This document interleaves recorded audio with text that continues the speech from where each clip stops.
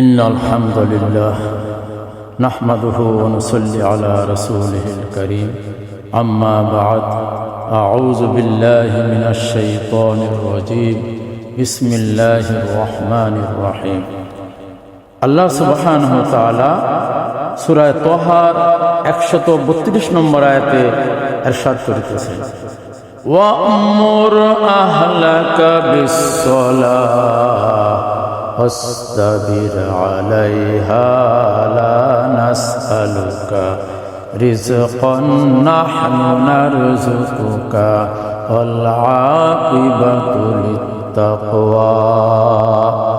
হে মুহাম্মদ সাল্লাল্লাহু আলাইহি ওয়াসাল্লাম, আপনি আপনার পরিবার পরিজনকে নামাজের হুকুম করিতে থাকুন, নিজেও আহার পায়বন্দি করুন। আমি আপনার নিকট রিজিক চাহি না, বরং আপনাকে আমি রিজিক দিব। উত্তম পরিণতি তো পরহেজগারীর জন্যই। সুতরাং যে ব্যক্তি আউয়াল ওয়াক্তে জামাতের সাথে উত্তম ভাবে নামাজ আদায় করিবে, আল্লাহ তাআলা সূরার মধ্যে ইরশাদ করিতেছেন তার রিজিকের কোনো পেরেশানি হবে না। বলে সুবহানাল্লাহ।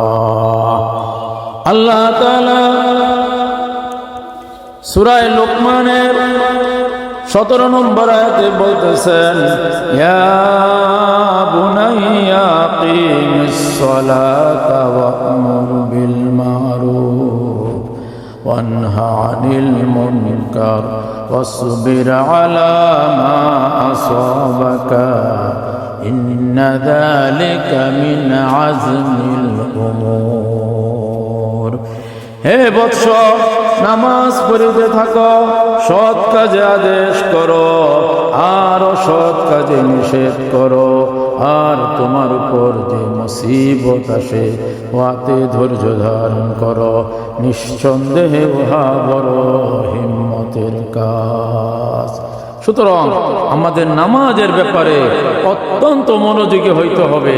জীবনের সবচেয়ে বড় দায়িত্ব ঈমানের পরেই নামাজ। এই নামাজের ব্যাপারে আল্লাহ তাআলাকে ভয় করতে বলা হয়েছে। তোমার নামাজ যত সুন্দর হবে, তোমার জীবন তত সুন্দর হয়ে যাবে। বলি সুবহানাল্লাহ। আল্লাহ তাআলা সূরা বাকারার 43 নম্বর আয়াতে বলতেছেন ওয়াকিমুস সালাতা ওয়া আতুজ যাকাতা ওয়ারকাউ মা'আর রাকিঈন। মহান আল্লাহ তাআলা ইরশাদ করেন, তোমরা নামাজ কায়েম করো, যাকাত আদায় করো, আর রুকুকারীদের সহিত রুকু করো, অর্থাৎ জামাতের সাথে তোমরা নামাজ আদায় করো।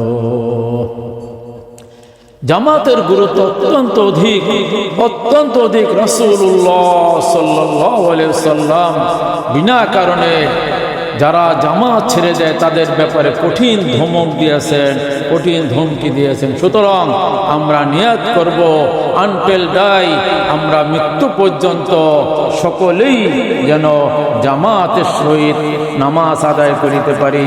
আল্লাহ তাআলা আমাদের সকলকেই তৌফিক দান করুক। বলি আমিন। আল্লাহ তাআলা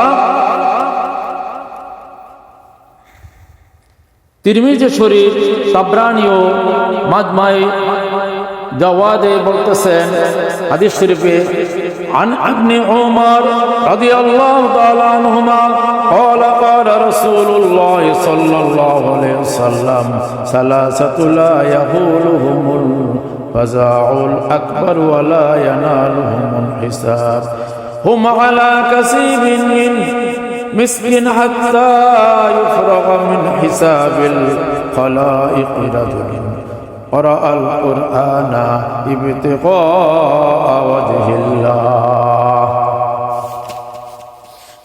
হযরত ইবনে উমর রাদিয়াল্লাহু আনহু বর্ণিত রাসূলুল্লাহ সাল্লাল্লাহু আলাইহি ওয়াসাল্লাম ইরশাদ করিতেছেন, তিন ব্যক্তি এমন আছে যাদের কিয়ামতের দিন কোনো পেরেশানির আশঙ্কা নাই। যখন সমস্ত মানুষ হিসাবের কাজে ব্যস্ত থাকবে, পেরেশান থাকবে, তখন ওই তিন ব্যক্তি মেশকের টিলার উপর তারা আনন্দ ভ্রমণ করিতে থাকবে বলে সুবহানাল্লাহ। প্রথম সে ব্যক্তি যে আল্লাহ তাআলার সন্তুষ্টি লাভের জন্য কোরআন পড়েছে এবং এমন ভাবে ইমামতি করেছে যে মুক্তাদিগণ তার প্রতি রাজি ছিলেন। দ্বিতীয় সেই ব্যক্তি যে আল্লাহর সন্তুষ্টির উদ্দেশ্যে লোকদেরকে নামাজের দিকে ডেকেছে, অর্থাৎ আল্লাহ সুবহানাহু ওয়া তাআলার মহা হুকুম সালাতের দিকে ডাকছে বলে সুবহানাল্লাহ। তৃতীয় সেই ব্যক্তি যে নিজের রবের সহিত সম্পর্ক ভালো রেখেছে, অর্থাৎ রবের প্রতিটা হুকুমকে সে পুঙ্খানুপুঙ্খানুরূপে মেনেছে এবং তার অধীনস্থ যারা তাদের সাথেও ভালো সম্পর্ক রেখেছে বলে সুবহানাল্লাহ। সুতরাং আমরা চেষ্টা করব হাসরের ময়দানে যেন আমরা এই মেশকের টিলার উপর ভ্রমণ করতে পারি, যখন সমস্ত মানুষ হিসাবের জন্য পেরেশান থাকবে।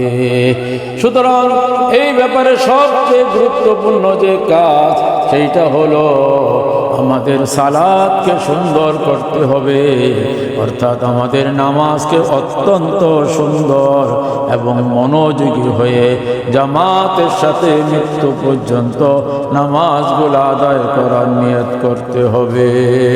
আজকে থেকে আমরা সকলে পরিপূর্ণভাবে নিয়ত করি যে আমরা মৃত্যু পর্যন্ত আর একদিনের নামাজও যেন আমার নষ্ট না হয়, সুন্দরভাবে ওযু করে আমি মৃত্যু পর্যন্ত জামাতের সাথে নামাজ আদায় করব। আল্লাহ তাআলা আমাদের সকলকেই কবুল করুন। আমিন আমিন। আল্লাহুম্মা